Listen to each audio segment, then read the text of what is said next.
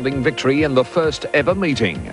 The results was a blueprint for New Zealand dominance over the next 3 decades. 1929 and Australian rugby made its statement. Led by the great Queensland 5'8" Tom Lawton, the Wallabies became the first side to complete a clean sweep against the Kiwis, winning all 3 tests. The spirit of 29 resurfaced many times over the next 60 years. In 1949, brilliant young centre Trevor Allen led Australia to its first series win on New Zealand soil. 4-try hero Greg Cornelson symbolised the Wallaby spirit in the modern era.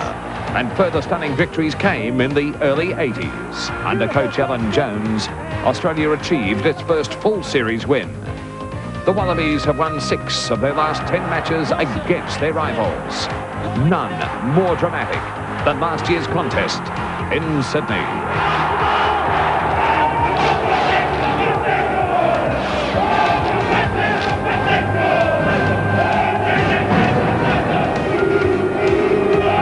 Champagne will be flowing from the Bledisloe Cup tonight for one of these 2 great sides. And it may also catch a few cheers too, because rugby will never be the same again. New Zealand are the cup holders after their rousing victory over the Wallabies by 28-16 at Eden Park last Saturday. And it was Jonah Lomu's try just 2 minutes from time that clinched a mighty New Zealand effort. Sean Fitzpatrick held aloft the famous piece of silverware. Will he be doing that again this afternoon? Chris Handy. Gordon called me old-fashioned, called me just an old prop. The 100th test match between these two. I think Australia are better for the run last week. New Zealand will be great, but I've got a good feeling about these Wallabies. They're passionate and they're ready for and fired up. I was going to call you handsome, but as we look at the New Zealand side arrive, there's Colin Meads, the great All Black, the former record holder, and Mike Brewer, who holds his place at blindside flank. And Jonah Lomu, again wearing his earphones, listening to the rap and the reggae music. Oh, good stuff. They're relaxed. Josh Cronfeld without the hair, a bit difficult to miss, but they're ready. They're prepared well. Well, he got a big cheer here when he arrived. And Michael Lino, what about the Australian team? What are you expecting? What are you hoping for?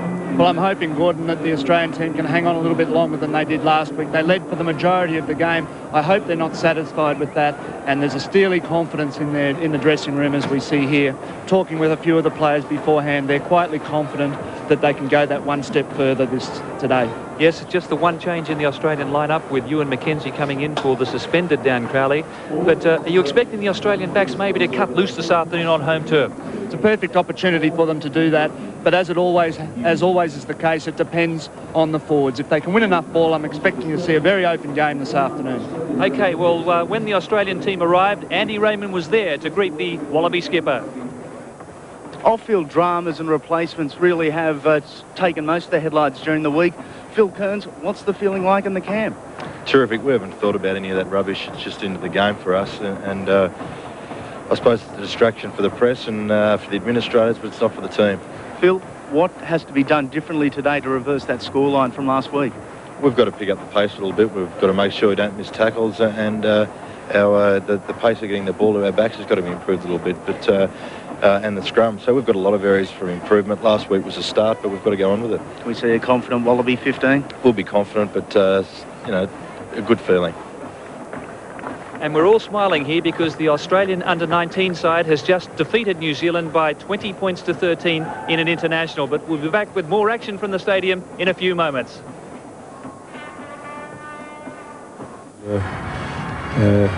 Perhaps do, although the Australians are getting close to it these days. But you know, when you're playing the All Blacks, you're playing the best. And the position really hasn't changed much in 100 years.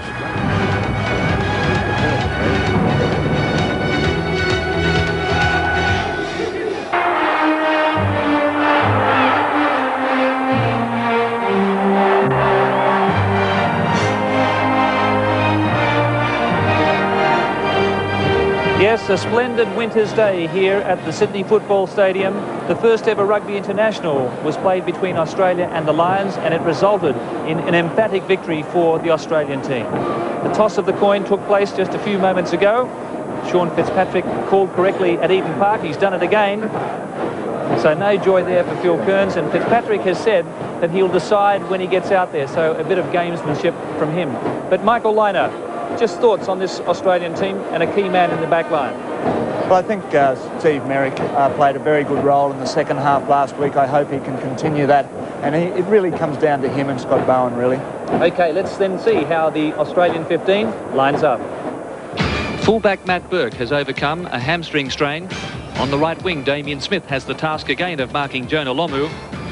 At outside centre, Jason Little, his 38th cap. And the same number for his test partner at inside centre. They were both raised in Toowoomba. On the left wing, Joe Robb. What a rousing performance from him at Eden Park last weekend. Scott Bowen came of age at Eden Park also. And the scrum half, Steve Merrick, to back up after his plucky test debut. Number 8, Tim Gavin, his 44th cap this afternoon. And a splendid effort by Daniel Manu in his first full cap. Willie Hengawe, the Tongan connection, on the blind side of the scrum. And John Eales, he'll be looking for less interference in the lineouts. He'll be partnered by Warwick War, who's expected to do a very good job at the front of the lineout. Ewan McKenzie recalled at tight head prop. Phil Kearns just one cap away now from a half century for the Wallabies. And Mark Hartiel moving from tight head to loose head. Yes, well, it really is a big task this afternoon for the Australian forward pack. The All Blacks, I think, a little underdone last week. They'll be a lot better, Michael Liner. So who are some of the key men for the Wallabies? Well, I think Warwick War last weekend led to the first try for Australia. We need some more of that, particularly from the back row. We've got a big back row held together by Tim Gavin. The new look front row, I think, is very, very important as well. And with Scotty Bowen there like that, Lou feeding it inside, and you know, Willie O. It's a big game to play, particularly with Michael Jones back on the New Zealand side. Yes, well, Willie O's dream as a schoolboy was to play for the All Blacks. It didn't work out that way, and we're very happy here in Australia. But let's now hear from the Wallaby coach, Bob Dwyer.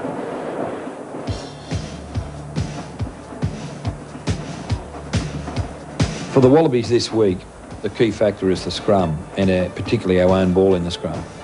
Not many people speak about the New Zealand scrum, and they don't place a lot of importance on it themselves. But when they want it to be a big scrum, they certainly can put you under a lot of stress. Last week we had a lot of difficulty in keeping the scrum stable on our own ball, which made it difficult for our back row and our scrum half. Today we'll have the more aggressive and heavier Ewan McKenzie at tight head, and we're looking to him to make sure that he keeps that side of the scrum up. Frank Bunce is really the key to New Zealand's backline play. He mightn't look the player with the most flair, but he's the strength that attracts the defence and gives room for people like Osborne and Lomu to run into. Glenn Osborne at fullback provides the attacking strength that's been absent from the All Black team for some years. It'll be important for our defenders to stay on his inside shoulder so he can't use his lethal step. Of course, that provides a difficulty because he's got so much pace on the outside as well, but that's the task. Yes, well, it really is a marvellous scene here at the Sydney Football Stadium. It is a sellout, a capacity crowd of 42,000. Don't go away. Well, years ago when I grew up, it was always Australia versus England. The Ashes, the Poms, the Limeys, it was all of those elements. And I think only when Australia started to become really competitive in rugby, specifically rugby, that the pressure moved off the Poms and went onto the Kiwis. And they were great intense struggles against the Kiwis.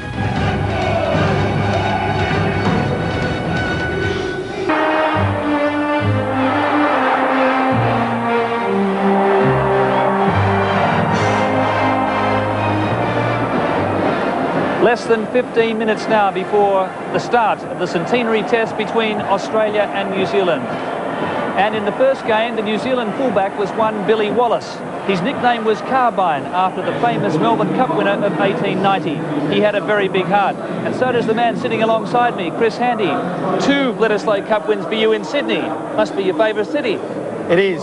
Sydney's particularly good. The football stadium is new, but the cricket ground was one of the great venues as well. How good is this New Zealand team? Good, and I think we haven't seen the best of this New Zealand team. They've got better ever since starting the World Cup. Jones is great. Wilson out wide is great, and Andrew Mertens is just outstanding. OK, here's how they line up. At fullback, Glenn Osborne will be a menace to the Australian backline. Jeff Wilson on the right wing, one of New Zealand's best at Eden Park. It was Frank Bunce who set up the winning try in the closing stages last weekend. and he'll be partnered by Walter Little, his teammate from North Harbour. And the man Australia has to stop on the left wing, Jonah Lomu. What a performance by Andrew Martins, 23 points in his first test against Australia. And Graham Bashop, the scrum half, his 31st cap this afternoon. The forward pack, Zinsan Brook, has been under an injury cloud. He's okay. Open side flanker Michael Jones comes in for Josh Kronfeld. On the blind side, Mike Brewer, his 30th cap this afternoon. Robin Brook, a very tough man at scrum time, also good at the front of the line-out, partnered by Ian Jones, who's opposed to John Eales. Olo Brown, a tight head prop, the Polynesian powerhouse, and this afternoon Sean Fitzpatrick at hooker passes Wilson Winneray's record for a New Zealand captain. Loose head prop Craig Dowd, big and powerful, 115 kilos. Well, what a performance by Andrew Mertens last week. 23 points against the Wallabies, 28 in his test debut. He's a key man. He is certainly good, and he's playing good football. He's just awakening, and we haven't seen the best yet. Yes, he's very dangerous with those drop goals. Two good ones from either end. He struck the ball superbly, but he has pace to burn as well and backs up well out wide. All right, the final word now from the New Zealand coach, Laurie Mains. On their own ground with their own ball, they were reluctant to share it with us in the second half, and that, I guess, is our major problem, is getting, now that you're here on your ground with your own ball, they might not give us any to play with. That's a problem. They're very tall, and they're very effective and efficient in retaining the ball once they've won it. And of course, we can't play our game if we don't have ball. And last week into the wind, I thought Australia were quite outstanding in their ball maintenance and being able to keep pressure on us, standing in tackles and unloading and having support players there. You know, they do pose us some real problems there. And when they decide to give their backs a bit of a look at it, they're also very fine players. And so, I mean, it's a real handful. It's a lovely sunny day here in Sydney. The stage is set. Let's check conditions now. Andy Raymond. Thank you very much, Gordon. A fantastic day. Certainly a marked improvement on last weekend in Auckland. Moderate westerly winds at ground level, though, as usual here at the Sydney Football Stadium, the wind swirls around up high, making it very difficult under the high bomb. The current temperature is about 17 degrees, and the ground condition is extremely fast. Sean Fitzpatrick won the toss for the second time in as many weeks. They haven't decided what they'll do. Thanks very much, Andy. Yes, well, a host of famous All Blacks and Wallabies will form an honour guard for the two teams. More after the break. Well, I think playing against the All Blacks was the ultimate test of courage, especially being a forward or a flank forward, because you really have to take a lot of punishment on the ground against them. And they always had an attitude that the Australian side, especially in the early 80s and late 70s, that the Australian side was inferior to the All Blacks, and we went out to try and beat that psyche from the All Blacks.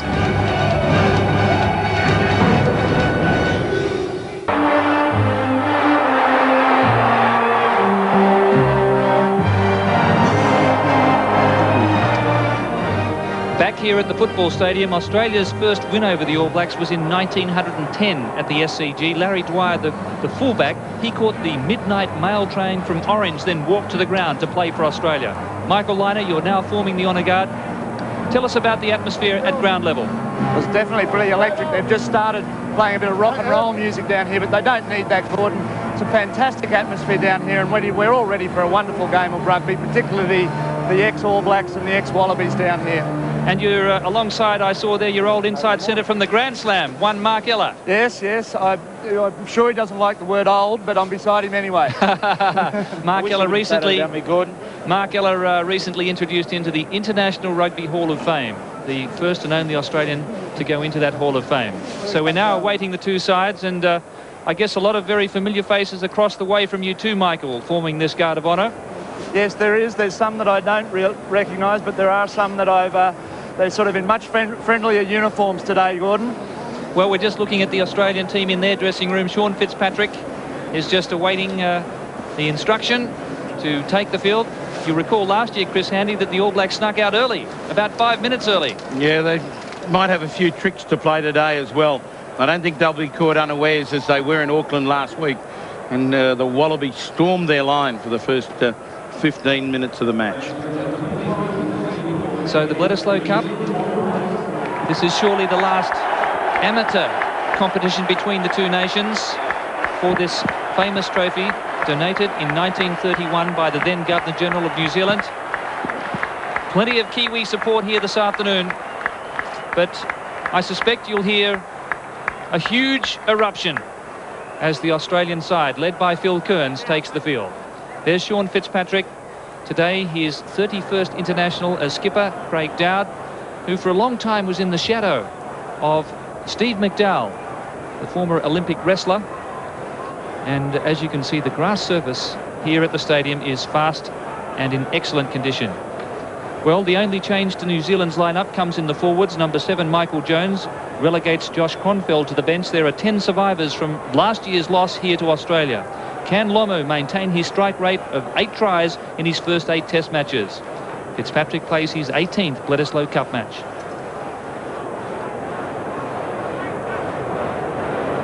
Mike Brewer. And now the Australian side. They've had an excellent preparation. Matt Burke has overcome those hamstring worries, and the two great centres.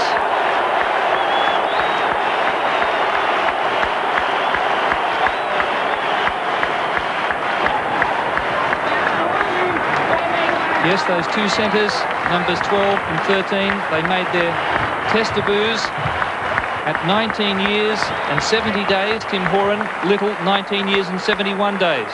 Both playing their 38th international this afternoon. John Eales and Phil Kearns, who made his test debut at Eden Park. And Steve Merrick. Well, he was a lively performer last week, and he's had some tuition, as Chris mentioned, from Peter Carson. Peter Carson, one of the great Bledisloe Cup winning halfbacks, played in 2-1-2. They can't do much better than that. Just the one change to the Wallaby lineup, Chris. At prop, veteran Ewan McKenzie is in for suspended Dan Crowley. Fullback Matt Burke is over that hamstring strain, while the pack is primed for more aggression and ball control. Only 8 players survived from last year's winning cup team.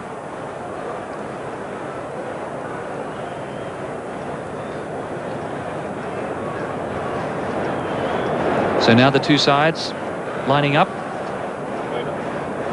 and we're now standing by for the celebration of the 50th anniversary of victory in the Pacific.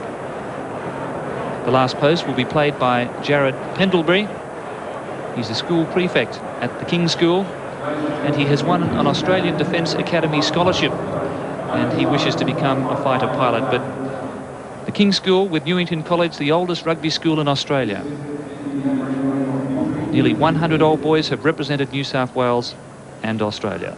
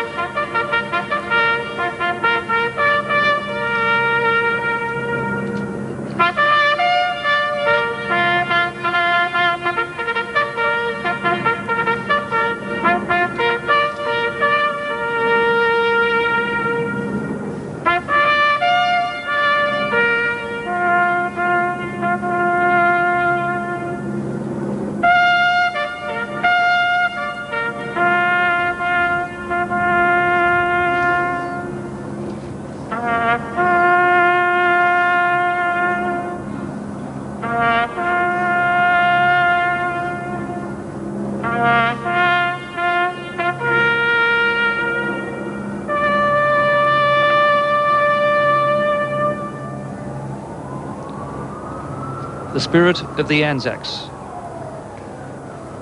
The celebration of victory in the Pacific. A moment's silence now.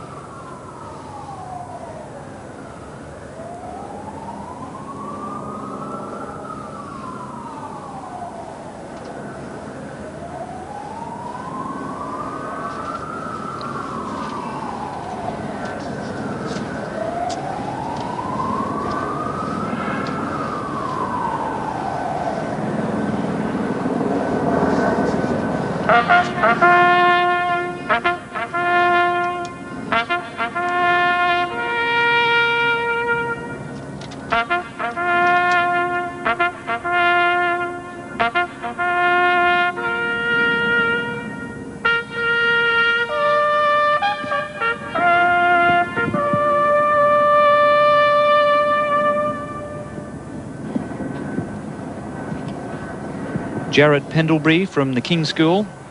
And now we'll stand by for the national anthems with the 60-member band from King's, drawn from boys in years 9 to 12.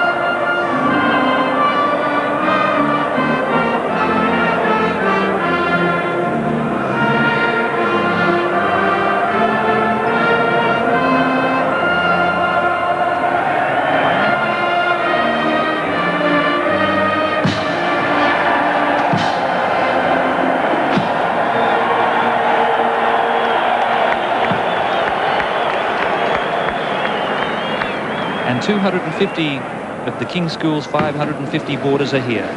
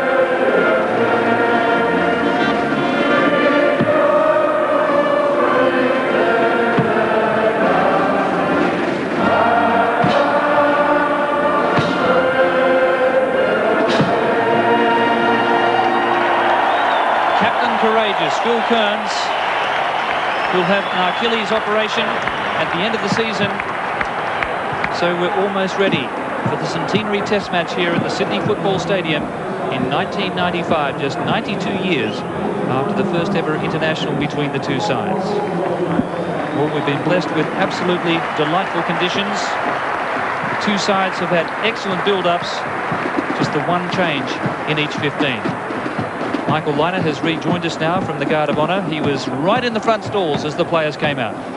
Yes, Gordon, and as I said down there, what a wonderful atmosphere. Damien Smith certainly charged up, almost ran over Phil Kearns on the way out, and it's going to be a really fiery start, I think. The Australians are ready for a big one. Well, I hope he can run over John Olomu and not the other way around, Chris. We saw last week Damien Smith really marking John Olomu very closely. In fact, he was almost offside half the game, so keen he was to close that gap down. And now Zinzan Brook to lead the haka.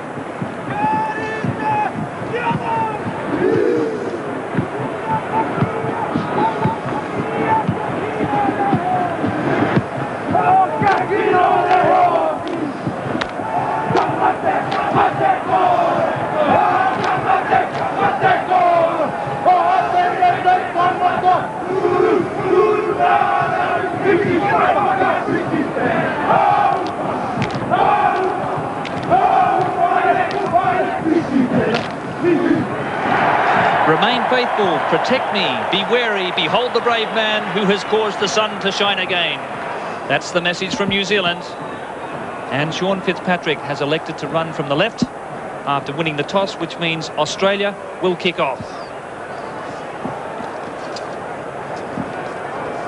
Fitzpatrick made his test debut for the Baby Blacks, the Baby All Blacks. The Cavaliers suspended after their tour of South Africa, and that was right back in 1986. And since the end of 86, there have been only two hookers who've taken the field in a test match for New Zealand. Fitzpatrick and Norm Hewitt, who came on against Japan in the World Cup. Our referee today is 41-year-old Belfast headmaster Brian Sterling. His test debut was back in 1989 at Twickenham, when England defeated Fiji by 58-23. Today's test match, his 11th international. And he's one of only 5 referees to have made a double send-off in a test. So Matt Burke preparing for the kick-off. Our touch judges today are Ray Megson and Wayne Erickson. Robin Brooke. Joe Roth juggled the ball. New Zealand have it here. That's the start they were looking for, and Mertens angling across towards touch. Matt Burke, an early test for his hamstring.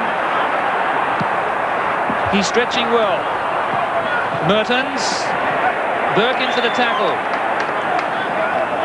Midway 22 and halfway. Rifling across to the open side over Roth's head. Tremendous kick by Andrew Mertens. Well, it was pretty obvious early that they were going to try and move Matt Burke around and test that hamstring, because if he's not up to the task, it forces a double change in that Australian team of Roth back to fullback and Campese onto the field. And I think you'll see a little bit of this bringing forward Burke, and Mertens controlling right from the start.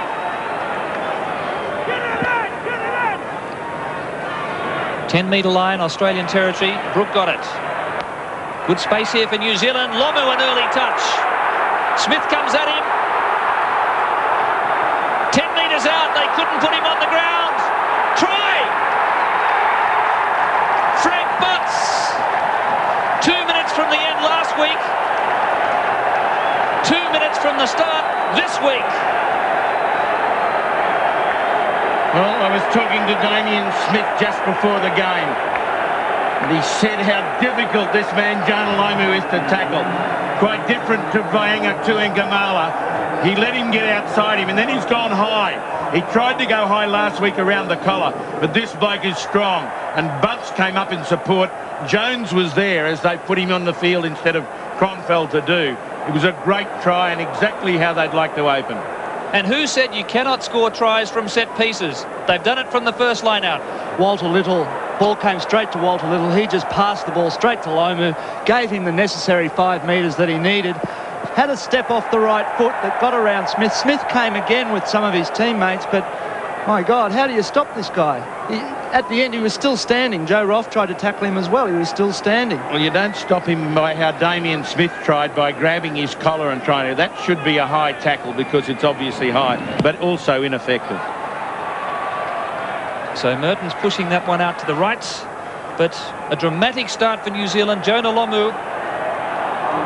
It was exactly the same way that the All Blacks started against England. I think it was probably a similar sort of move, although the pass went astray. They're trying to give Lomu space, and when he has space, he's almost impossible to bring down. And they won that line out against the throw, and Robin Brooke did very well as he started last week in Auckland. And Robin Brooke again there, wrapped up by Manu, but it's been a dream start for New Zealand. Australia had it last year at the football stadium with Jason Little's try after 17 seconds. This is Burke. So probing kick. Osborne doesn't get his touch. Bowen, fingertip control. Referee says play on. And the mark awarded for Zinsan Brooke.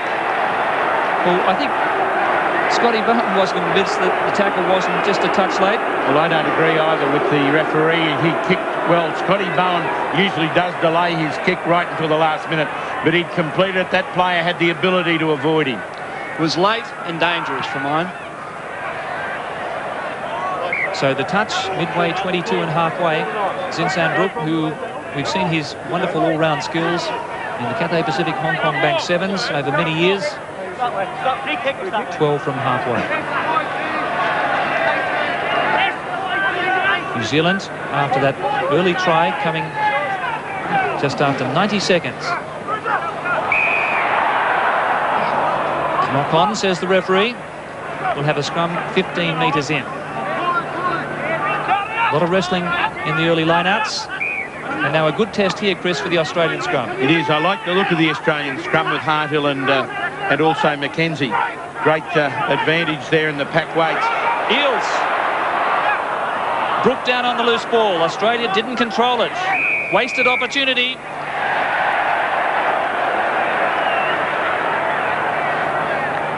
Opportunity missed. We saw that lack of poise at the crucial moment last week give the Australians a lot of trouble, and it again raises its head. Well, the Australians certainly rattled, and why wouldn't they be after that smashing first up try by Jonah Lomu? They haven't found any composure so far. New Zealand call for a four-man lineup. Ian Jones at the back with Eels. Brook, outside arm. Referee says it was okay. Lomu again. It's a nightmare for Smith. Rough across. They still can't put him down. Australian defence has regrouped. Mertens. Here comes Wilson. Burke is there. Tapped back by the New Zealanders. Tim Gavin picking up the rebound. Here's Merrick. Australia held up off the ground. It hadn't gone down to a ruck.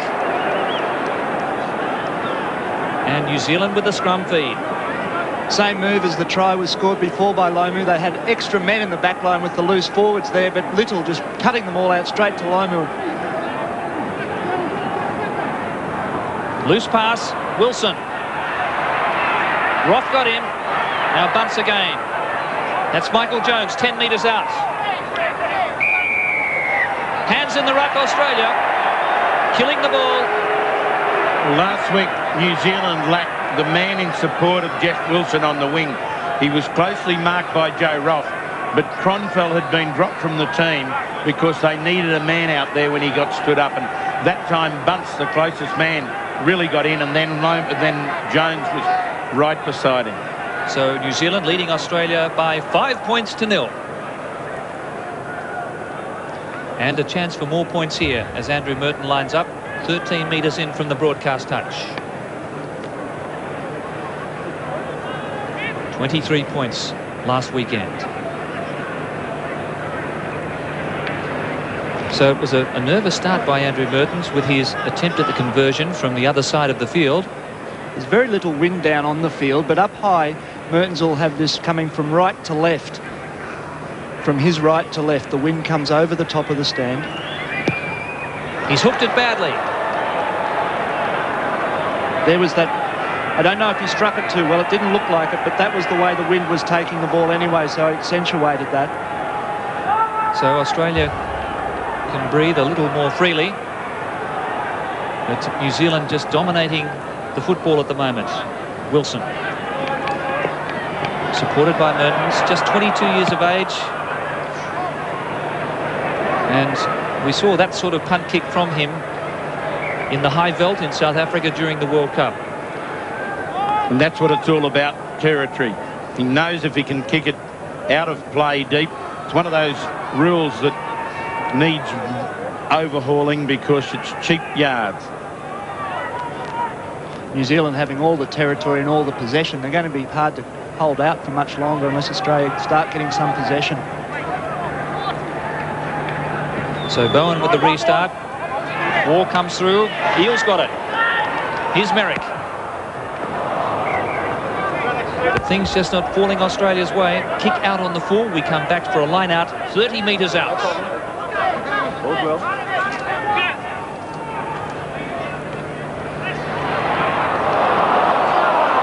Cleverly cleared, but the referee says no, offside. Ian Jones, who did well at the back of the line-out, was obviously in front of the player receiving the ball, and it spilled back to him again. Clearly offside. So Scott Bowen just looking to settle things down for the Australians. They'll have the throw into the line-out in New Zealand's territory. Quick one. Closing it up. It's a free kick for Australia, not a penalty. So they can't kick this one out on the full. We'll try and keep it in hand here, Kearns. Straight into Fitzpatrick. 10-metre line. Bowen. Here's Manu. He was met by Brooke War-Malls. Tim Gavin got it. And Harthill. And Mackenzie is there with Kearns. Much better build-up, Australia. Horan. Can't get away there from Mike Brewer. Back rower. Up in defence. Here goes Merrick. He ran into trouble. No halfback here. Roth has come in. War. He wants a charge. Merrick. New Zealanders loitering offside. Here's Smith. Shoulder to shoulder. 5 metres out. Good tactic there by Australia, varying the line-out throw-in by taking a quick one. New Zealand caught unawares, just trying to change the tempo of the game, got the penalty, and then some good play, particularly from Warwick Wall. We saw him drive forward twice there. Hasn't he been energetic, Michael, using his arms and shoulders? Just needs to adjust his body height a little bit and he'll have it all together. Certainly has been, Chris, and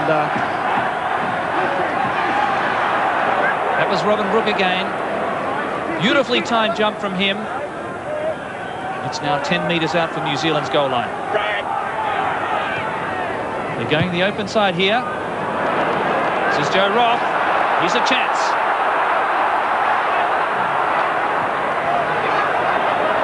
It took a few to get him down. Inside the 22. Merrick. Harthill was in the way, we could say. The backs wanted it. And New Zealand all offside there. They have been loitering around the rucks and mauls, getting in Australia's way, and the referee takes a firm hand. Good pressure applied by the Wallabies. And Harthill, having found the ball in his hands quite surprisingly, did exactly the right thing. He went to the old friend, the sideline, and hit it up hard and retained possession. Number of the rucks here, the All Blacks are fairly cunning. They're making tackles, and when they get up to come back on side, they're taking it very slowly and getting in the way of Steve Merrick, and I think that's what happened there. Steve was looking to pass the ball. There was 2 All Blacks in the way, not for the first time, and Steve had to find Mark Harthill there. Almost a professional foul, I think. So Matthew Burke now. There was a suggestion that maybe he is favouring his right leg slightly. That's not a problem because his hamstring injury was on the other one. They certainly have moved him around in the early stages, but he was striking the ball well here yesterday. This to close the gap to just 2 points.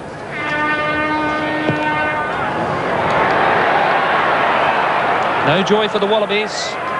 It's New Zealand by 5-0 in the centenary test match. We've had a lot of movement in the game, a lot of excitement. A thunderous start by New Zealand. Australia coming back into it now. Horan. 10-metre line. Backing his pace. Nice charge there by Horan. Merrick wants it. Bowen. Willio. Got away from 2. Quick ball needed. War again. Having a charge into Fitzpatrick. Kearns was there. Here's Manu. Well, they're playing rugby league at the moment, the Australians. Oh, that was a big tackle. Mackenzie might be lucky to get this one back. He does. Robin Brooke trying to get in the way. Bowen. He'll enjoy that one. Scotty Bowen applauding his forwards as the crowd applaud him for a very deft touch. Nicely weighted ball, keeping the pressure on the All Blacks, and this is the only way to stop them spreading it wide, is to keep them under pressure. Interesting tactics down here on the ground. All Blacks trying to move it wide, and the Wallabies getting back into the game with a lot of forward pressure. So just interesting tactics, quite the opposite, both teams. Those comments from the Taranaki pig farmer, Dave Loveridge. Outside arm. So that's a free kick to Australia. Now a chance for the Wallabies to hit back. Kearns just settling things down again. He takes it up. 10 metres from the goal line here. Kearns still has it. Very close here. Australia want it. Merrick, Bowen, Horan. Roth took the ball standing still. Merrick again, and Bowen. Merrick supports. 10 metres out, no halfback. New Zealand playing the ball on the ground. That's Kearns. Can they hold on here, the All Blacks? They were up offside. Again, a professional penalty there. It was desperation time. Great sustained pressure and control of the ball in those pressure situations. The Wallabies will be very happy with that because they're not losing that poise that they did in the game in Auckland. And forcing the penalty, they'd love to try that. Well, the worry here for the Australians is they must convert this pressure into points. They have a chance now. New Zealand 5, Wallabies 0. Yes, just like last week, Gordon, they're playing very well with a lot of enthusiasm, led by Warwick War, and it's important that Matthew Burke converts this pressure to give them a bit of encouragement. So Matt Burke about to place this ball 5 metres in. It's a very difficult shot. He favours the kicking tee. But I'd like $1 for every shot at goal you've had here at the stadium, Michael. Yes, it's not an easy shot, and the wind is a bit hard to judge. It's a fairly strong southwester, which was coming from coming straight towards the ball, towards the post, but it tends to bounce off the other side of the grandstand there and come back. So we saw from his last kick that it went pretty straight. So straight at the black dot, Matthew.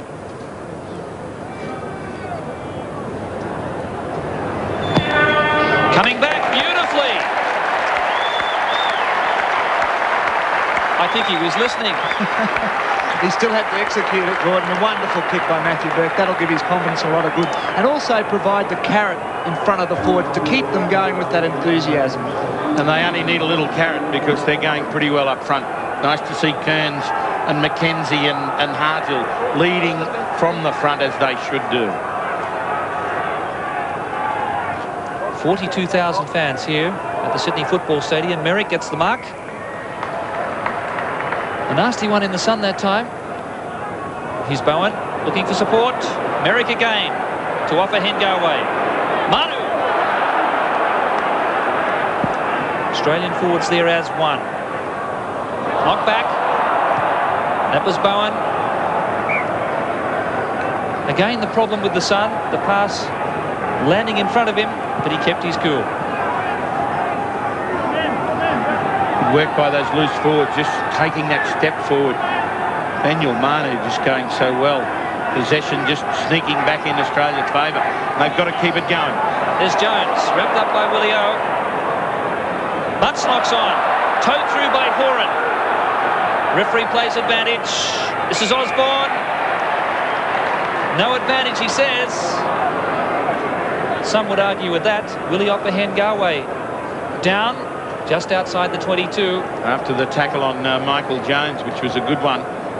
It looks like he might have a shoulder or a head injury. It's taking a while to stop the head from spinning.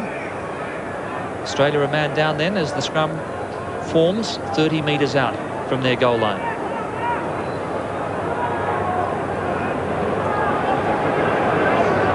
Controlled at the back by Gavin. All Black players were offside there. You have to be bound on in the scrum until the ball comes out. Players just holding on with their hands. Very good clearance by Scotty Bowen there. That's a good hit. There's the one where Willie got injured. But just getting back to that clearance, it was a good pass by Steve Merrick, and Scotty Bowen giving a good clearance to the halfway. That'll give them both a lot of confidence. Mike Brewer at the back of the line now. Butts, well, watching the man. They turned him over. Basham. Little. Taken by Horan Lomu. Smith turned his back.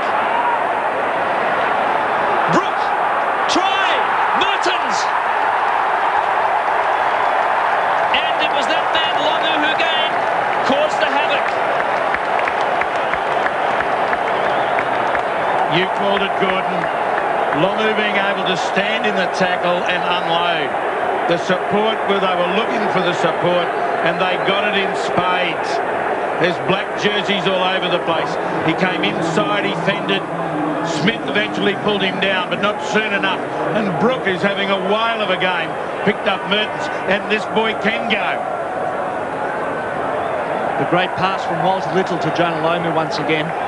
He was tackled, falling to the ground, and gave it to Lomu, who just stood in the tackle again. And he is having a wonderful game, Brooke, isn't he, Chris? And you're right, he can run this Mertens, and he dots it down under the post there.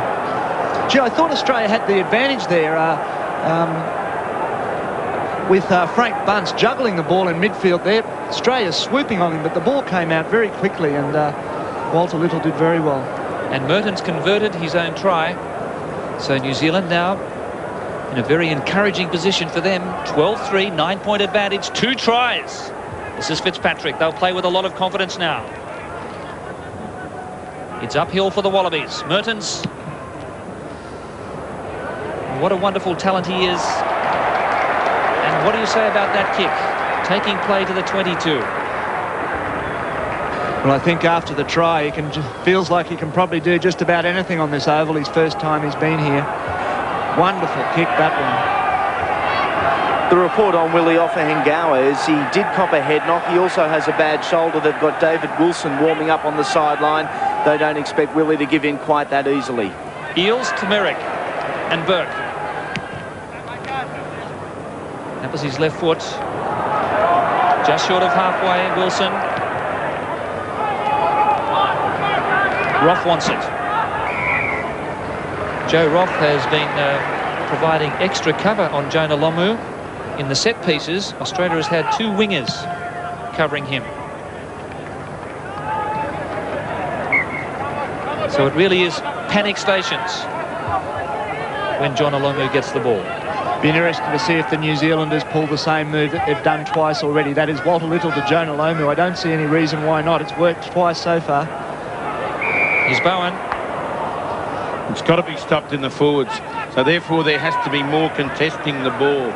The only way you can really break down this this use of Lomu out wide is by affecting how the passage of that ball. And when you get them on the ground and you make the tackle, you've got to do all the hard work right there. Bishop out wide again into space. Bunce offloading to Jones. Australia stretched again. And New Zealand, well, spoiling themselves. It was a very promising situation.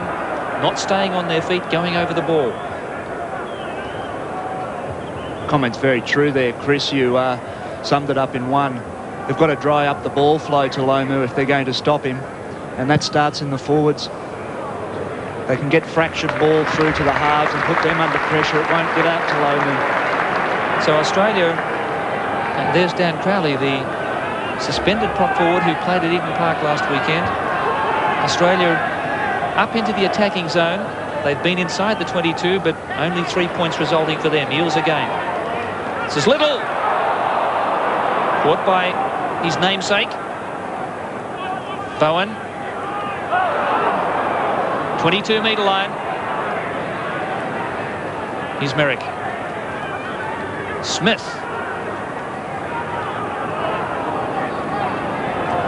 Willie O. He's made 10. Can Australia control the possession? Well, I just wonder if they wanted a bit of advantage there. They'll have a shot for goal. But we've seen quite a few, inverted commas, professional fouls by the New Zealanders, and it's working for them. So the score here, New Zealand 12, Wallabies 3. It certainly seems to me that they're right up on the offside line there all the time, and if they give away a penalty, they don't seem to mind. Australia's certainly winning a lot of ruck ball here.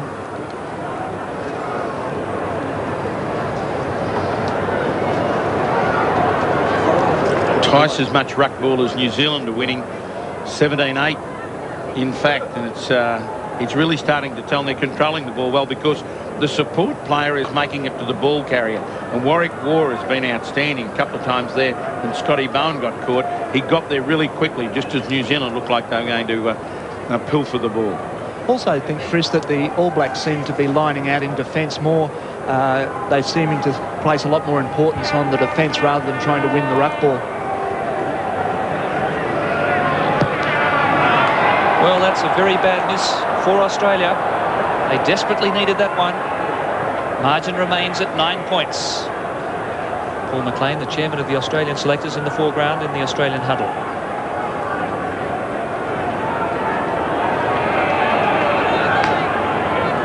"25 minutes of play elapsed, and New Zealand with 2 tries to Lomu and Mertens, and they've been beauties too. Jones is there with the Eels. Gavin. Zinzan Brook trying to spoil it. The strength of Tim Gavin coming to the fore there. It's on the ground.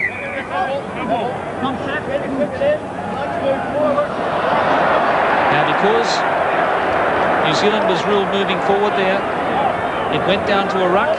They get the scrum feed. Gavin was driven back. Some great work there by Zinzan Brook.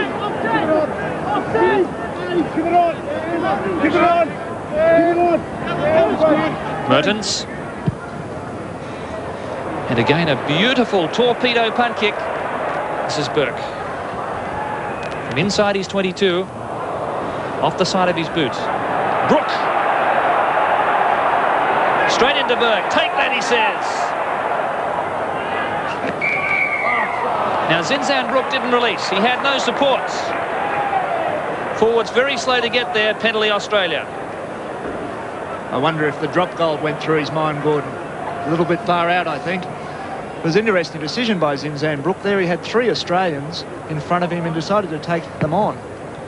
Didn't have a lot of support with him. Bowen gaining just over 20 metres.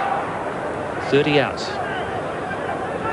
Yes, no-nonsense stuff from Zinzan Brook, but he was lacking support. That's why he held on. Phil Kearns down here for Australia in back play. Appears to be a hand injury. Warwick War also down, so 2 of the tight forwards. Matt Burke just stretching his hamstring as well, but he looks okay. Whilst on injuries, Timmy Horan, although he has stretched out on a number of occasions, has been constantly keeping his knee warm. He hasn't been able to train fully throughout the week, so there's a little question mark over the number 12. Taken by War at the front. But he didn't want to go into touch. Got to really fight to get that ball down. And if you're too high, your body height's up too high, you don't get it down. And you should be realising that close to the line there, you start heading downwards, laying the ball back behind you for the support players, because he had plenty there. We're inside New Zealand's quarter. Robin Brook again at the front, doing a lot of damage there. Mertens. Burke, great skills. Burke peering after this. It was knocked on. Australia needs a try here. Horan. 3 men waiting outside. Play on. 3 on 3. Little. Referee says it's a penalty, no, a free kick. What's he doing here? Australia didn't retire 10 metres. Little claiming that he was interfered with after he kicked it. New Zealand took the free kick from the mark. Plenty of pressure on the referee here. He's calling play on a lot. Well, it's probably a pretty fair way to play this game. Both teams trying to be a little obstructive after the initial play of the ball. New Zealand off the hook. Timmy Horan choosing that time to take it forward. Knock on by Merrick. Brook slips it back to Dowd and Basham. Referee playing advantage here from the Australian knock on. Mertens. Roth on his side of halfway. The ACT 19-year-old coming through on Brooke. He couldn't hold on. His brother did. Now this is Osborne.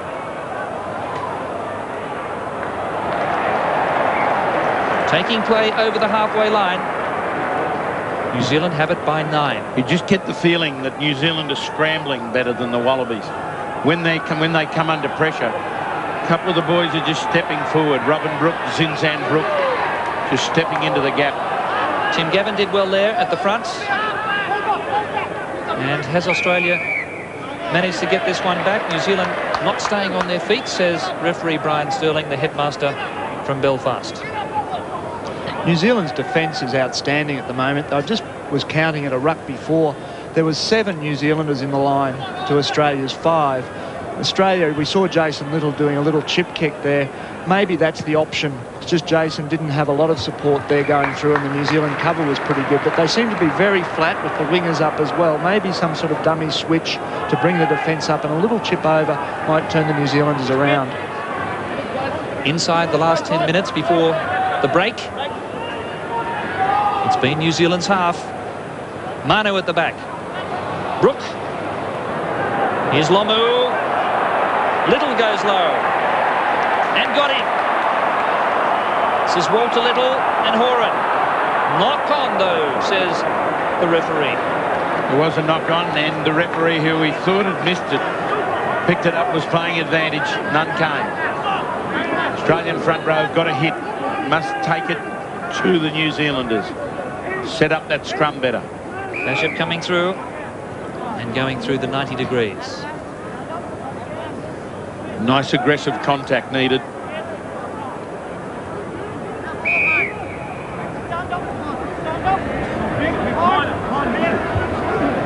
The forwards have really got to provide the platform for the backs. Kiwis have done that. Upsetting Australia's scrum here. This is Merrick. He follows. He's a live wire. Well done, Steve Merrick. And there's that little space in behind the defensive line of New Zealand. Good little chip. Singleton's favourite son. Well, if there's a place that you can attack Lamu, is in behind him with that kick. Steve Merrick doing good work.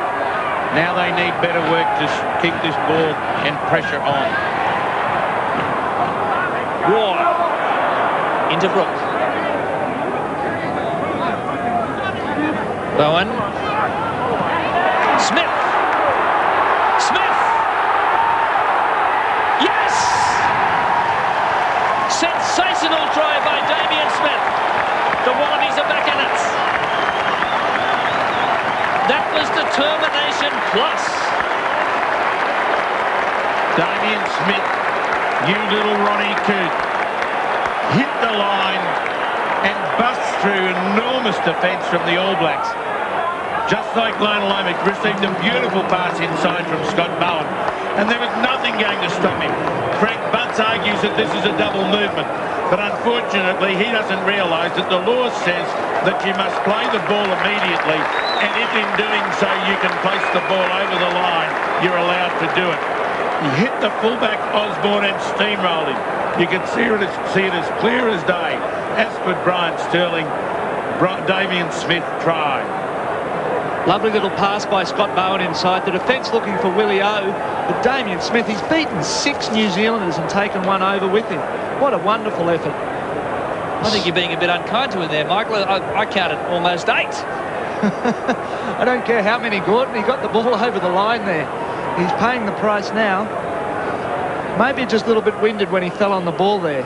But fantastic determination by Damien Smith. That's all it was, just sheer determination. And great timing onto the pass. Well, you mentioned when you were forming the Guard of Honour, Michael, that his eyes, they told the story. And that charge by him really did. Certainly did, Gordon.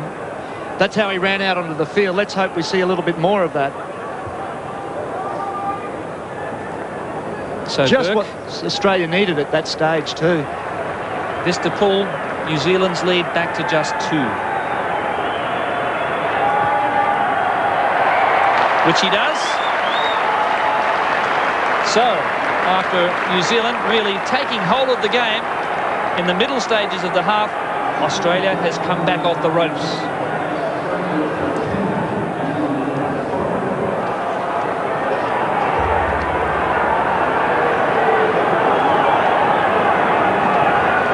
There's the restarts. Up in the sun. That's Gavin. Australia just forced back by New Zealand. And the All Blacks offside.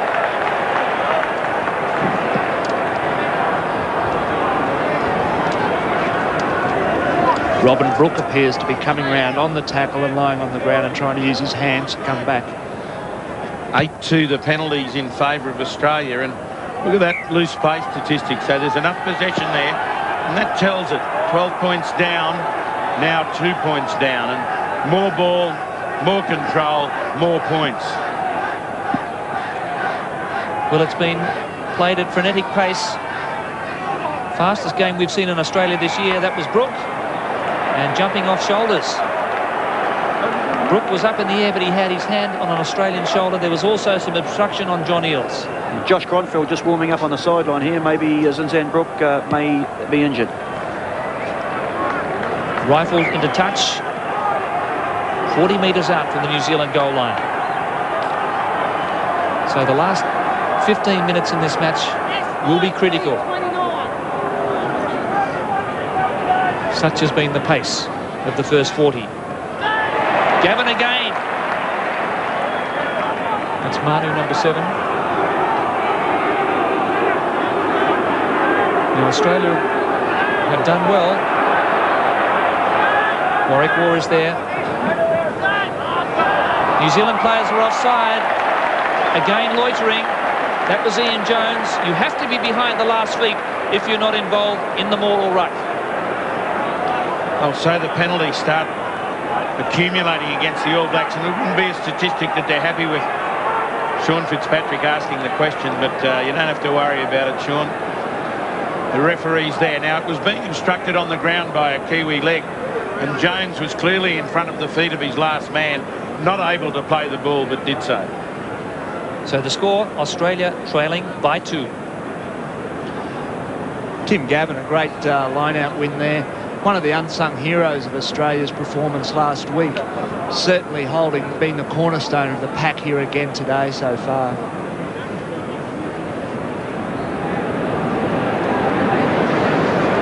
And there you saw Ian Jones penalised again for loitering out in the Australian back. So it's a deliberate tactic to try and disrupt the Australians off the ruck and maul. Burke is 38 out. The crowd likes it, and Australia has hit the lead. You didn't have to see it go through the post. You could hear the crowd on the other side of the field. What a change in this side. What a gutsy performance by these new young Wallabies. They're really having a go. And that's a famous score too, 13-12. New Zealand won in 1985 at Eden Park by that score. Australia bounced back in 86 to win the first test by that score and lost the second at Dunedin by 13-12. You remember that one, Michael? I remember all of those, Gordon. I was involved in all of them. Some happier than others. Well, the Australian forwards over the last 15 minutes have really hit back powerfully. They've used their bulk and their explosion to batter the New Zealanders. Bowen. This is Osborne, just away from him. Osborne doesn't get the touch. Burke taking it Australian rules fashion. Into space. Mertens, lookouts, Little. Burke got in the way. Rough. Into Zinzan-Brooke. All Blacks have numbers. And they're ruled for a high tackle around Joe Roth's throat. Now, I wonder what decision Phil Kearns will make here. Surely kick for the pace. Matt Burke strolling straight forward. Roth had to do well here. He had to stay in contact with the ball. He stepped back inside. Brook was there, but too high. It was a good decision from Sterling. It was a great attempt at ball and all tackle by Brook. And I think credit there to Dave Brockhoff, the former Wallaby coach, your old coach there, Chris Handy, because Dave has been down at the Australian training as we watch David Campese warming up and getting the body height down. And that's exactly what he did here, but it was a high hit. Right round the eyebrows, that one. Very good decision. You couldn't be a Bledisloe Cup match without giving Brock some credit. A lunatic coach. He is just all about body height and hitting hard. And I think if you're to simplify it, that's what it's all about. So Australia producing a Lazarus performance here after being knocked out by 2 great New Zealand tries. Can increase their lead now to 4 points. Burke has certainly hit his straps, but not this time. 1 point in it, and just seconds remaining before the break. All Matthew Burke's kicks have been going out to the right, maybe just sliding off it a little bit, not hitting through the ball, but that one wasn't far away. Right into the sun. Manu goes down on the loose ball. Smith is in at halfback. New Zealand have pilfered. That's half-time. Australia 13-12. A big comeback by the Wallabies after New Zealand got away to 12-3. But what a try it was by Damien Smith, getting through 7 or 8 New Zealand defenders to bring the Wallabies back from the dead. Half-time here. Australia 13, New Zealand 12.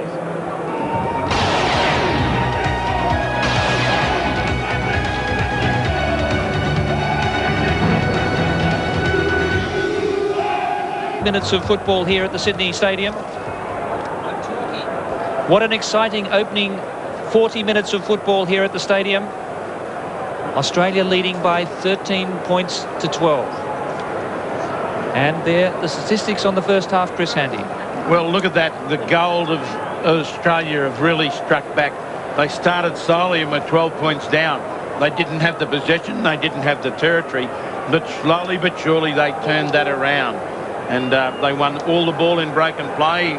Line-outs are favouring them, certainly penalties are favouring them. And it's an area of the game the All Blacks will need to be careful about the penalties they're giving away. And Michael Liner, a change in the All Black lineup. Yes, Josh Cronfield's come on from Michael Jones. I thought Jones was one of the better... cheer from the crowd you may hear there as David Campese's coming on as well. So that certainly brought the crowd alive. By divine intervention, I would suggest. So Campese is back for the centenary test as War takes the kick-off ball brilliantly. So Damien Smith appears to be off the field. And Campo is on against Jonah. It's David versus Goliath. That's exactly the case, Gordon. Damien Smith injuring his ribs when he scored the try. The Australian medical staff gave him as much time as possible. He went up into the tunnel to see the doctor at half-time. He hasn't come back. Here's Jonah. He's beaten 3. Campese tackled him. Brewer. New Zealand looking for another one. They're over, but held up.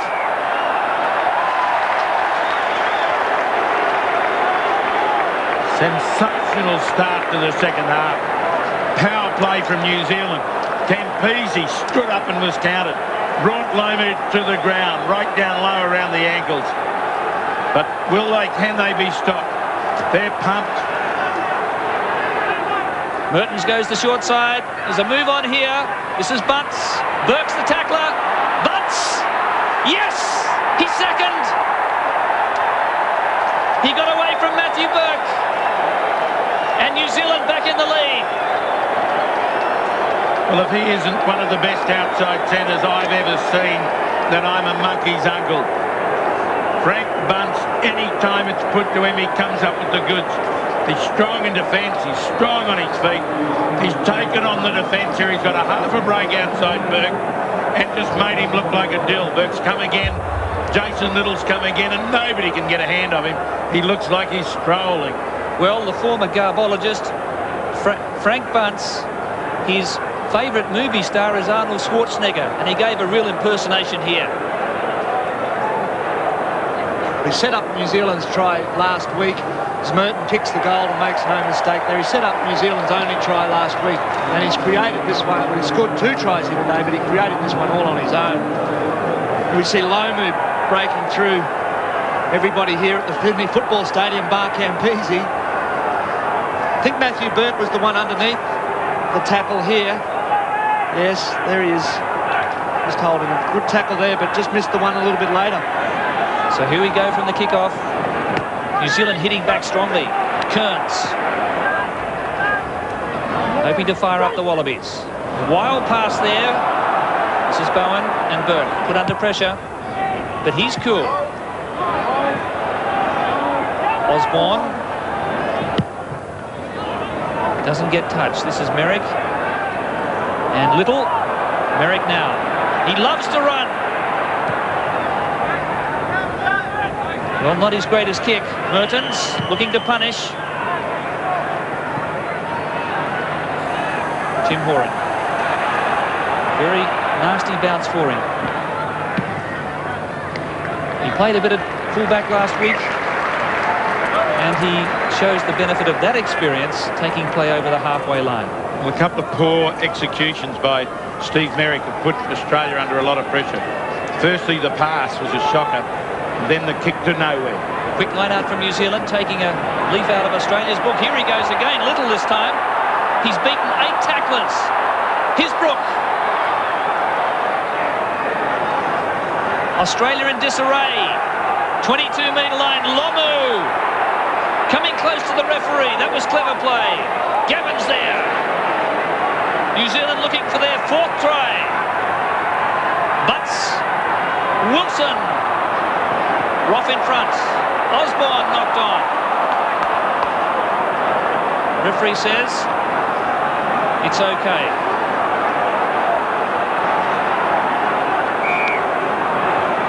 Well, some very vigorous and aggressive defence there from the Australians, and they get the scrum feed. What a game. The crowd are right on the front of their seats. And look, they're bandaged up. Wallabies on the bench. Love to be on the field in the middle of the clash. Australian scrum looking much more solid. This is Bowen. Nice purchase on that ball, taking play up to the halfway line. He's oh so close to being charged down there, Scott Bowen. But a good kick, a good relieving kick from Scott. But gee, aren't the All Blacks piling on the pressure? Traditionally, the 3rd quarter is the one that sees the victor coming through, and New Zealand seem to be on top at the moment. And that was Ian Jones that time. Quick clearance into space. Lomu's out here. This is Bunce again. Horan underneath.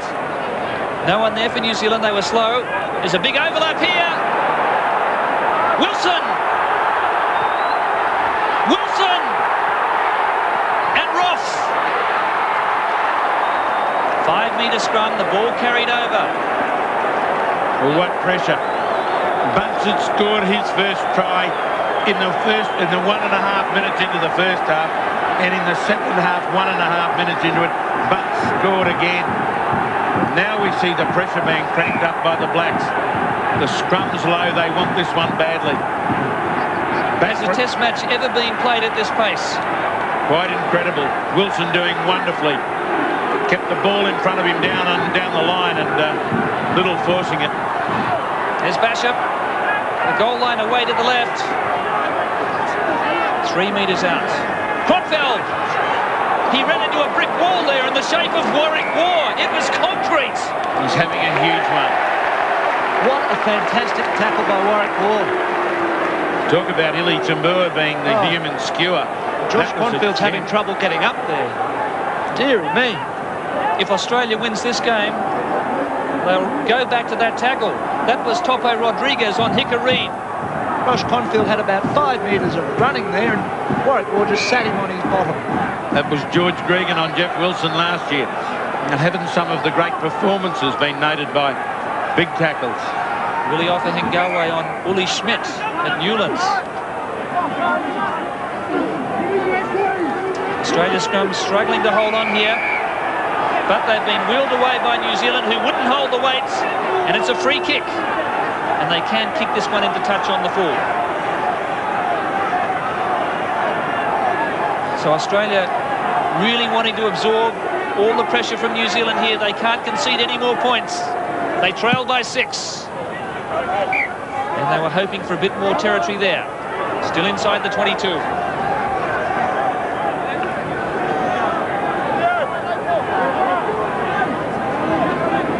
Second half possession, all New Zealand. Cleverly slipped it back on the 22. Australia interfere. Hands in the ruck. Right under the referee's nose.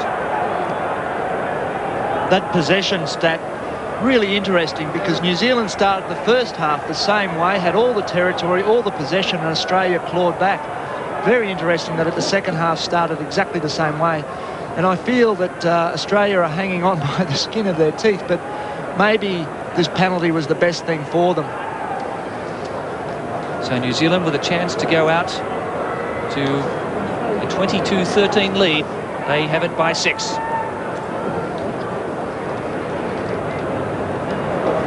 Mertens is only about 10 metres off centre here. He's kicked 2 conversions so far.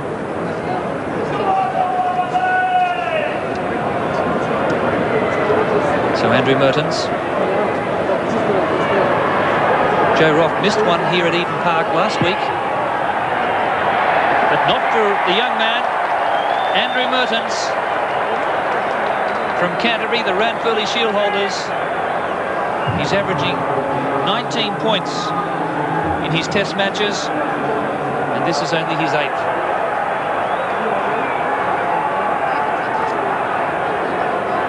Nine-point advantage for the All Blacks. Australian forwards must get some possession. Warwick War again. Mackenzie swept well. Horan. Campisi gets an early touch. Got it back to Manu.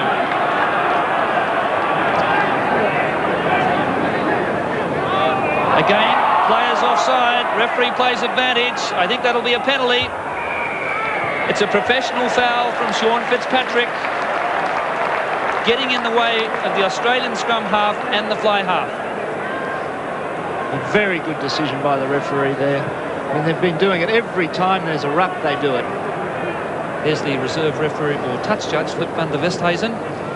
But desperately needed points here for the Wallabies. 11-3 the penalties in Australia's favour. These errors are the reason that Australia drew close in the first half. We see the same scenario unfold. Well, there's been only one team in it in the first 10 minutes of the second half. New Zealand almost piling on 2 tries. And if Jonah Lomu is Superman, where's Lois? Maybe he's on the field in the shape of David Campisi. I don't know if Canberra like being called Lois too much, Gordon. Well, Lois is the only one that can snare Superman. And Matthew Burke has snared a 3-pointer for Australia. 6 points the difference. That was a big kick from Matthew Burke.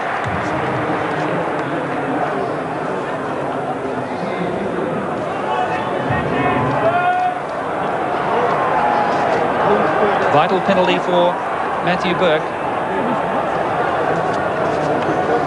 It's a high-scoring test match, 38 points so far. Mertens just going the 10 metres. War again, but New Zealand pick up the crumbs. Mertens coming down for Burke. He does well. So composed, the former Joey's boy. Now on his left foot into space. Well, they wanted the touch there, Australia. Osborne. A big counter here. Here's Tim Horan.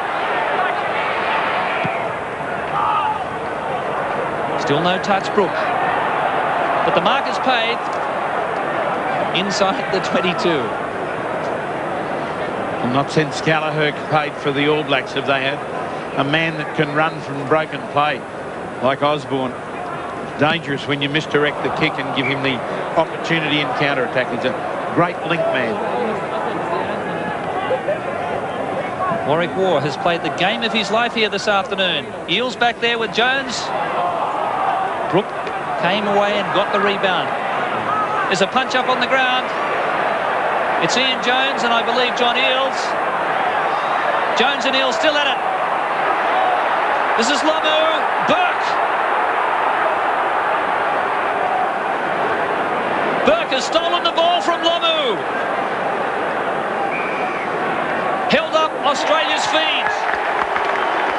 And there was a real Donnybrook going on between Ian Jones and John Eales. The touch judge is in. We saw it happen last week as well. Jones and Eales going head-to-head. And we saw in back play they again fought it out. I'm wondering whether the report from the touch judge will report on the incident. But here is where the action was. And look at this, Matthew Burke hitting him, letting him come through and then working away at the ball. Good work from Jason Little to hold his progress. And Burke working away like a tight forward, trying to rip that ball away. So John Eales being called out, so too Ian Jones. Let's see who started it, according to the touch judge, Wayne Erickson. Actually, Gordon, it went on quite a while. A good little exchange between Jones and Eales. I'll give you the tip, neither are going to challenge Mike Tyson in the near future. The referee coming back to award a penalty. Not to be condoned under any circumstances, but Australia with the penalty. And a popular decision here at the stadium. Campese. Well, there's some nervous kicking for the touchline at the moment, Michael Liner. We saw Tim Horan wobble off the side and now Campese. They're almost identical kicks there. Maybe just rushing a little bit. The pace of the game is pretty frenetic, and I think the kicking of some of the guys is following that. But at least they're going out. Pressure relieving penalty for Australia there. Eales again. Little. He's cut out Burke. Confield there quickly. Australia that time were turned over in the tackle. Great defence, New Zealand. 5 from halfway. And that was the best way to get back at Ian Jones for John Eales there, winning a beautiful two-handed line-out ball. That's the best way to get somebody back. Good play from New Zealand, because when they pull the man to ground, they pulled him over to their side. Now Australia penalised for muscling it back. Now what's happened here, the referee awarded the penalty about 3 or 4 metres back towards the centre. The All Blacks have slipped it forward 3 or 4. The Australians are pointing it out, and it's being taken from the wrong place. No, is he being sent back? It's being taken from the wrong place. He's been taken back a couple of metres. I think the referee's onto it, but no point of penalty was taken there. So they've tripped a couple of metres. Gamesmanship from New Zealand, and they lead 22-16. Very old goal kicker's trick, that one, Gordon.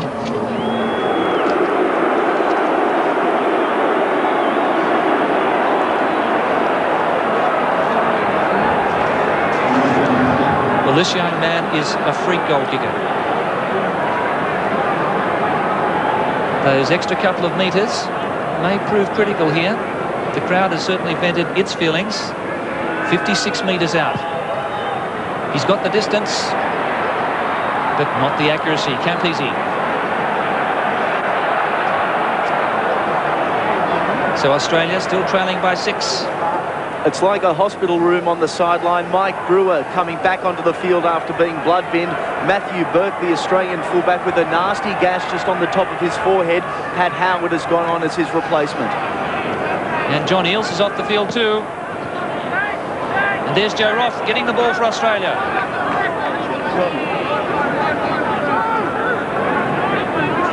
Back now for Mertens. Australia a man down. Campese read it well. Doesn't get the clutch. Here's Osborne. 10-metre line. Men in front. Horan. Lomu. No room to move. Australia with a chance now. Olo Brown the tackler. 10-metre line. Well controlled here for Merrick. Bowen. Charge down. Horan. A Defensive work by New Zealand in defence has been first class. Will they go again here through Osborne? Merrick, the country captain. Look at him go! He was barreled, 38 outs. Little's come into halfback. Australian scrum feed. What a match! What a centenary! He's tough, Merrick. Beautifully positioned centre field as Osborne tried to hook the ball back. And look at this, customarily as he does when he scored his try, head down and covers up. He's hit two of the best tacklers in the game, Zinzan Brook and Frank Bunce, and come off better. Here's Horan. He wants support. Little with good skills. He's broken clear of two. Australia drive in. Gavin was there, so was War. Here they go again. Here goes Campisi. Osborne wants the bounce, and he gets it.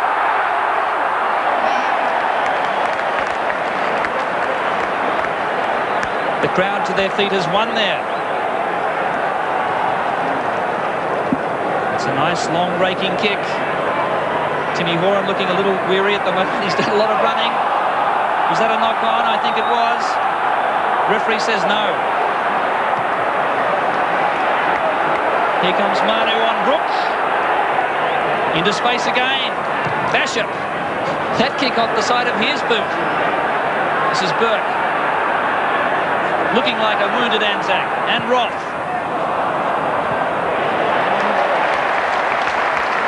Finally some sanity back into the game as it goes into touch. God, we're exhausted up here just calling this game. Imagine being down there. It's going backwards and forwards and sideways. There's some huge hits. The centenary of Bledisloe Cups. My God, I don't think there'll be 101st at this pace. No one had ever last the distance. It's arguably the quickest international ever played. New Zealand still lead by 6. That was Dowd at the front. And Australia gets a free kick. New Zealand closed the line-out gap. You must have a metre tunnel. They closed it up as one. Australia clawing back here. This is Gavin.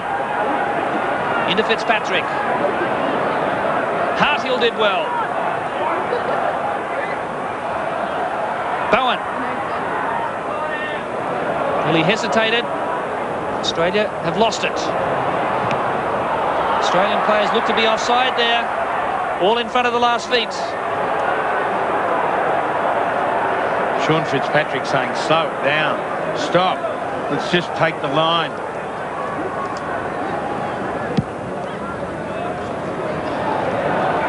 Yes, well, certainly some players are down to a walkout there after 60 minutes of all action here at the stadium. 38 points scored. New Zealand leading by 6.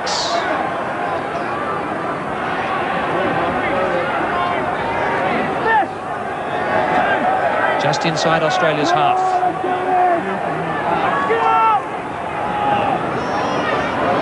Here's Bowen. Straight into Mertens. Manu was there. 10-metre line for New Zealand. Steve Merrick. New Zealand have pinched it. Now Australia gets it back. Knock on Australia, says the referee.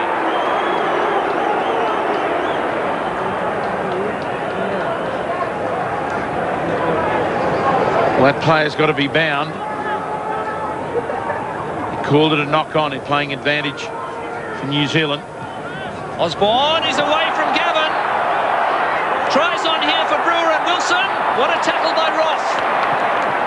Australia hold on. Tronfeld. Manu comes at him. Lomu and Campisi. Lomu. Unstoppable. Will that be the clincher?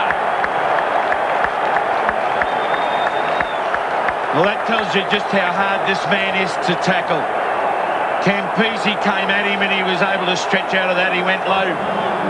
But then Little came at him in extra cover and he too couldn't pull him down. Campisi went down where you should. But Little, look at that arm, just snake its way out, bang on his shoulder, and over. Lovely pass from Andrew Mertens, cutting out Walter Little, who had Timmy Horan on him. And you just can't give this man the ball with space. He'll score every time. But Osborne making a great break from the centre field scrum early on, just with so much pace. And with some good tackling by the Australians that held on from that. But this man from Counties, boy, just can't give him that much room. So Andrew Mertens now could really hammer in a nail here. 11 points the advantage. This would make it 13. It's good.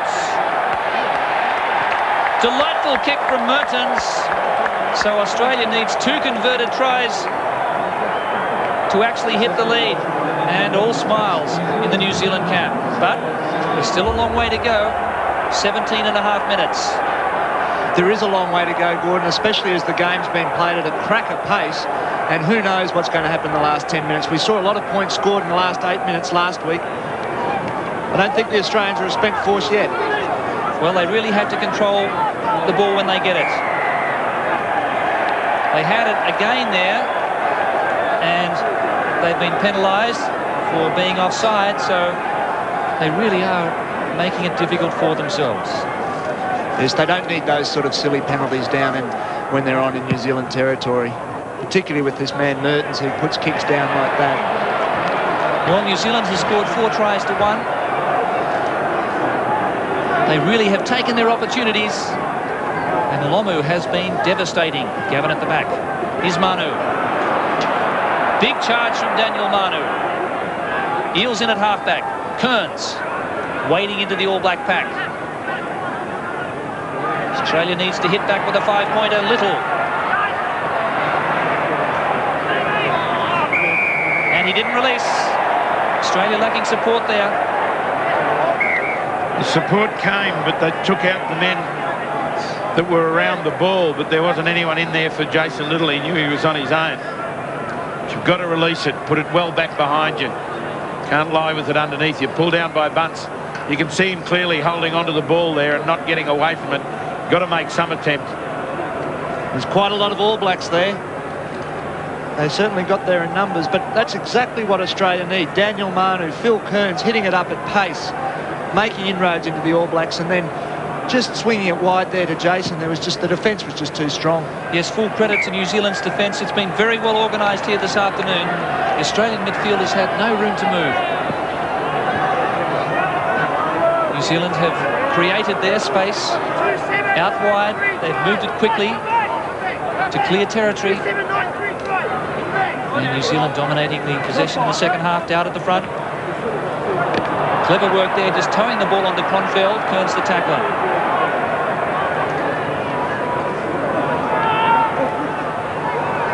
Mertens kicking too deep that time. This is Burke. There's a chance for counter-attack there. Andrew Mertens was the only one coming through. They're still going to have a go with Campese. Off he goes. Back to Manu. He's Horan. Kearns is there. Australia still has it. This is Bowen. And again, we've seen it 3 or 4 times from the Australians in this half, sliding off the side. Australia really has to chance their arm now. 13 points down on the scoreboard. 14 and a half minutes to go. They need a 7-pointer, a converted try.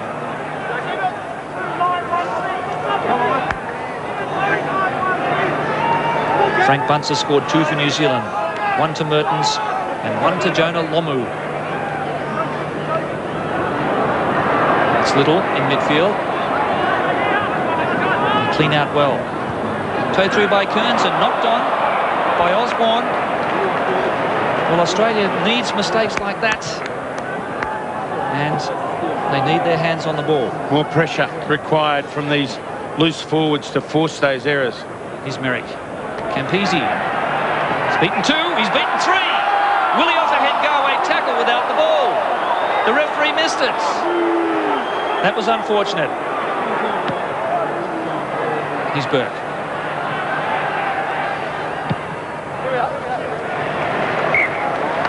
Willie Offengow is still down after that.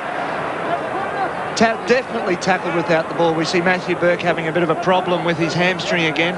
Might have just felt it go when he turned and pivot to do that kick into touch. But Willie O's still down, still out of the line-out. Line-out stats reasonably even, but that's not good enough. Australia must dominate possession now if they're to close this gap. Willie Offengawe played his first club game for Manly. Now, you just look at Offengawe tackle without the ball by Ian Jones. It's good play if you can get away with it. Certainly is, and he did get away with it. Well, it was right in front of the referee. It's difficult to know how he missed it. Australia really with it all to do now. Robinbrook, Mertens. Here comes Lomu. He's away from Bowen. Wilson, another one for New Zealand. That makes up for last year in the opposite corner. Well, they couldn't stop him this time, Jeff Wilson, but the man that created it again was Lomu. Came into the line, broke the tackle and created the problem with the defence. Then Wilson was just too good out wide. Look at it. Brings it up, just held that ball up, stormed into Scotty Bowen. Came outside Campese, went low and held on to him, but Little the length. Wilson too wide for Jason Little's tackle. Beautiful pass here by Mertens. Look at that, holding it up, dummying to Frank Bunsen, bringing in the steam train and Lomu, who just ran over everybody in front of him. Good pass under pressure there, both from Lomu and Little. And Wilson, I thought he was one of the New Zealand's better players last week and gets another reward with a try this week. Well, Jonah Lomu was brought up on taro root vegetable and corned beef. Apparently they've sold out of taro root in New Zealand. I'll have to get some myself, Gordon, I think. Mertens from touch, just wide. So 34 plays 16. This is a very big lead for New Zealand. And deja vu for Jeff Wilson, getting New Zealand's fifth. Very well constructed try there. It was a beautiful dummy by Frank Bunce coming back in, and a lovely soft pass to Lomu by Mertens. Well, it would seem that Australia cannot win the game from here now, but they will give it everything. Here's Campese. He's beaten two. Merrick and Burke.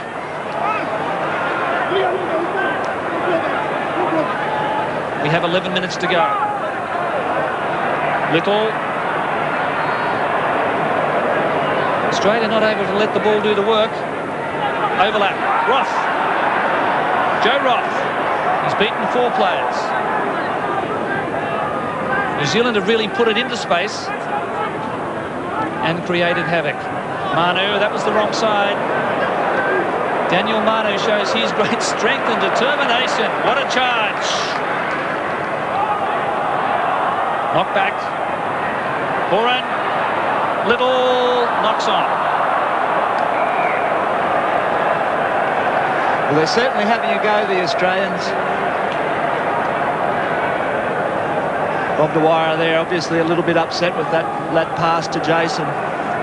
Great to see New Zealand back to the expansive game, Gordon. That's exactly what Laurie Main said at half-time. He wanted them to get back to an attacking game, and they've just that in the second half. Well, they blew Australia away in that opening 10 minutes, Dave. The Wallabies have held on manfully, but New Zealand getting possession.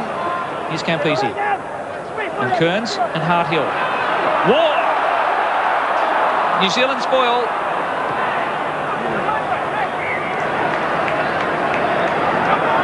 That's how they need to do it, through the middle. No point searching through the backs. They've had difficulty breaking the backline defence of the All Blacks.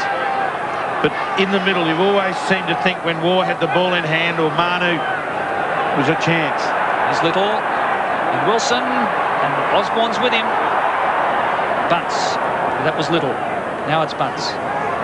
Beaten 4 and he lost the ball. Who's out here? Kearns is held without it. That's Mackenzie. Whoa! There's a chance for Australia. On the 22. New Zealand. Hold on. Mackenzie. Tackling man there. Tried to hold it in. Bowen. Well, it was a bad pass behind Campese. What can he do? There was nothing on. And New Zealand all offside. Australia wants to crank it up quickly here. Merrick is there. They need to switch it back. There's no one out there. Little almost through. War! Hasn't he played his heart out, the big fellow? Merrick again. Merrick! Almost burrowing through. New Zealand doing their best to spoil it. And they have. Unfortunately, if you can't get it back, the advantage passes to the other team. If you're going to have a dab, it's got to be a good one, and then you've got to get to ground quickly, let your support come over the top. And they've been there manfully. Look at him, the wild man from Borneo. Warwick wore the hair all over the place, but he has been all over the place. Inspired game from him. Okay, the score here. It's 34-16 in favour of New Zealand.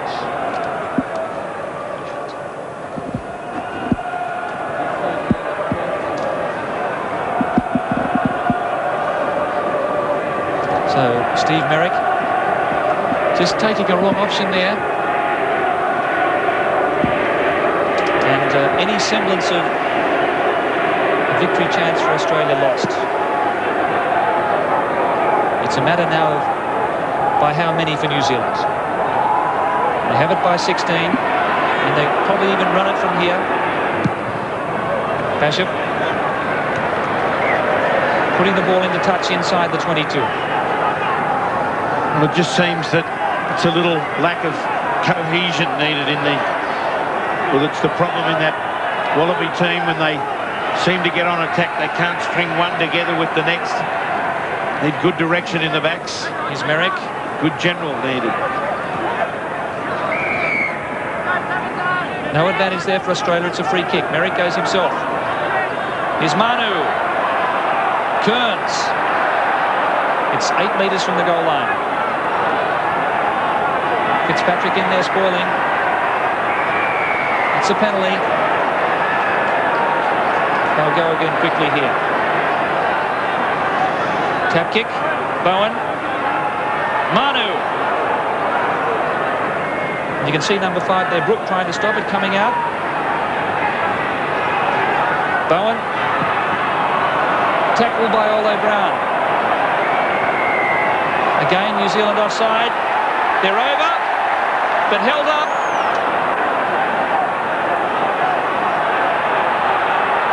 Willie O. Yes! He scored Australia's only try last weekend, but with 6 minutes to go, it looks as though it won't be enough for the Wallabies. This is better. Great, strong driving play by the Wallabies. Head down, it just wouldn't be denied, Willie O. One last week, one this week. Pinched it away, knew what he was going to do. They knew too, but he just kept skirting and sliding to the side till he found the gap. So 5.5 minutes remaining. New Zealand with a 13-point lead.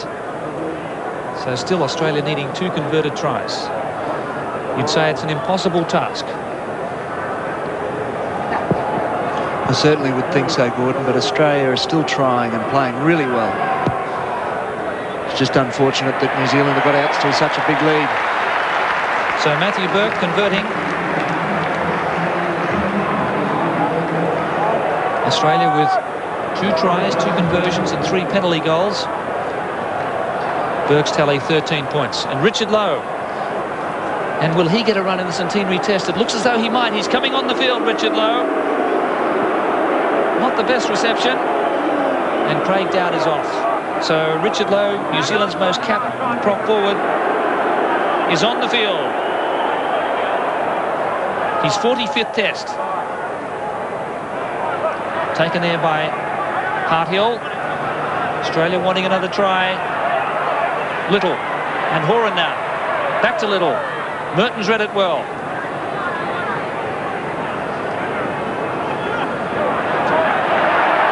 Here's a chance. Campese. Pass thrown forward. Lomu was coming down at him at 150 kilometres an hour. Well, we talk about poise in attack, and that was an opportunity that time where the ball just had to be controlled. They had them shot to pieces in numbers-wise. Andrew Mertens had been trapped cleverly in the previous maul, and just had to shuffle it wide. Well, there's a touch judge report here from Wayne Erickson, who refereed the schoolboy international here at the football stadium in '92, which saw Jonah Lomu play and also Jeff Wilson, and Wilson scored an 80-metre try. Now Walter Little is penalised for standing on one of the Australians. It's a penalty 10 metres from the halfway line, 4 minutes to go. 34 plays 23.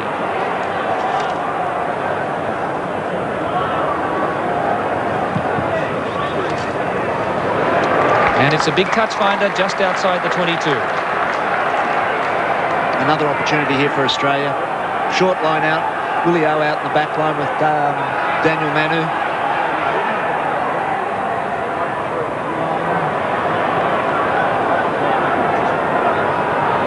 New Zealand just out from their 22. Mertens. Didn't get the touch, Burke.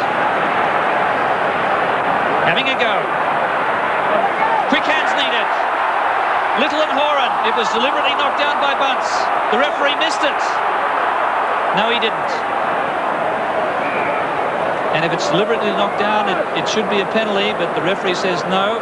It's a knock on, a scrum feed. Australia. That's the second time that's happened where an All Black has got in the way of an Australian pass and knocked it down, and the referee's only picked it up this once and given a scrum to Australia. It should be a free kick for mine. Yes, the ball quite clearly knocked down. Basham offside. 2.5 minutes to go. Here's Merrick. Still going. But he passed to a New Zealander. Australia very brave to the end here. But New Zealand, with 5 tries to 2, have called the tune. With that much drive going on, Stevie Merrick has happened a couple of times last week. That last pass going Australian.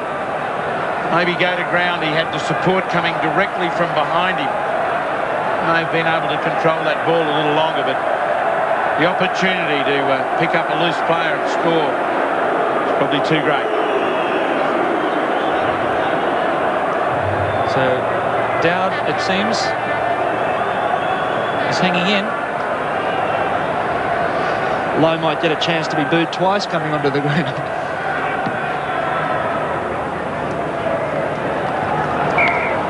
Ten from halfway.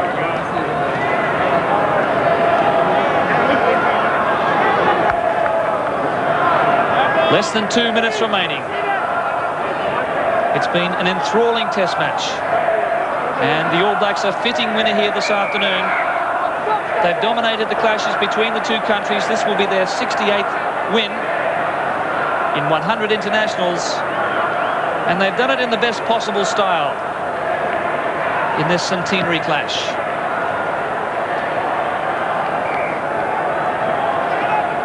Yes, they certainly have played well, Gordon. Their defence has been outstanding. Australia have won a lot of second phase ball, and really there haven't been too many breaks through it. It's just been outstanding defence.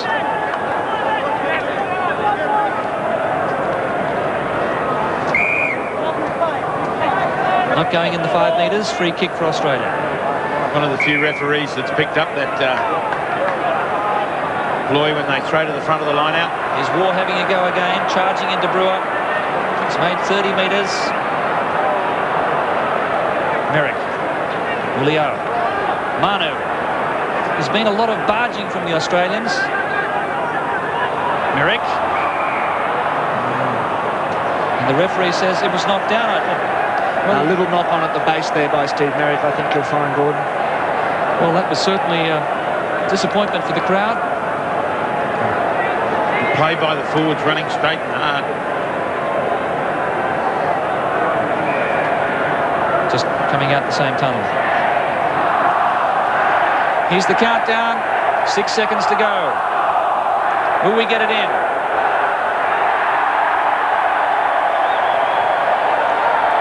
And that is it. The match triumphantly for Sean Fitzpatrick's All Blacks by 34 to 22. What a treat we had here at the stadium this afternoon. 11 points the margin for New Zealand, but the telling statistic, 5 tries to 2. A grand clash between these two arch Tasman rivals. New Zealand 34, Australia 23. Back with more in a few moments.